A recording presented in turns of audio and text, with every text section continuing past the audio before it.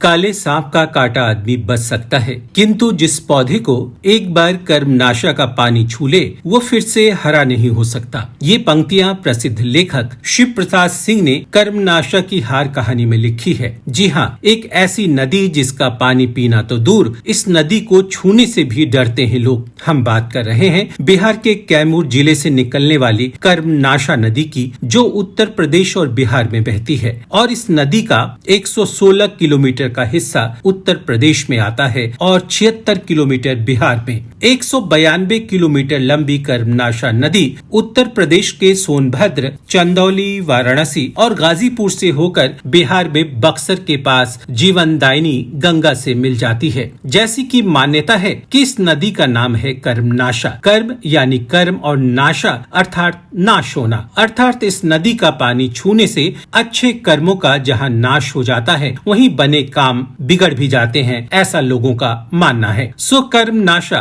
अपने नाम के अनुरूप भारत की शापित नदियों में शुमार होती है। पौराणिक कथा के अनुसार राजा हरिश्चंद्र के पिता सत्यव्रत बेहद पराक्रमी राजा थे। उन्होंने एक बार अपने गुरु वशिष्ठ से सशरीर स्वर्ग जाने की इच्छा जताई। गुरु वशिष्ठ ने उन्हें समझाते हुए ऐसा करने से मना कर दिया। इससे राजा सत्यव्रत गुरु वशिष्ठ से नाराज हो गए और गुरु वशिष्ठ के शत्रु विश्वामित्र के पास चले गए और उनके समक्ष अपनी दिली इच्छा व्यक्त करते हुए यह भी बता दिया कि गुरु वशिष्ठ ने उन्हें ऐसा करने से मना कर दिया है। विश्वामित्र को जैसे ही पता चला कि वशिष्ठ ने उन्हें मना किया है तो वे राजा सत्यव्रत को सशरीर स्वर्ग भेजने को तैयार हो गए। इसके बाद विश्वामित्र ने अपने तप की शक्ति से राजा सत्यव्रत की इच्छा पूरी कर दी।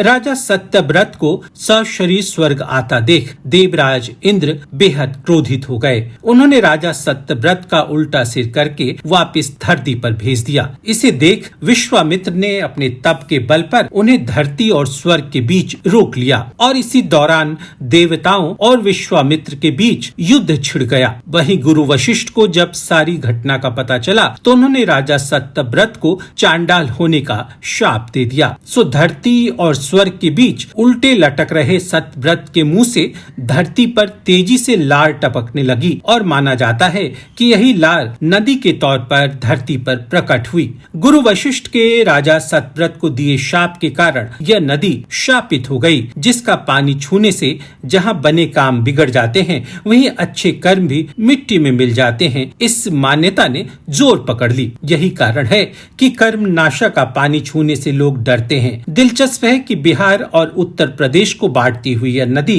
बक्सर के पास जीवनदायिनी मोक्षदायिनी गंगा में मिल जाती है। हमारे वीडियोस को देखने के बाद लाइक और सब्सक्राइब करना बिल्कुल ना भूलें।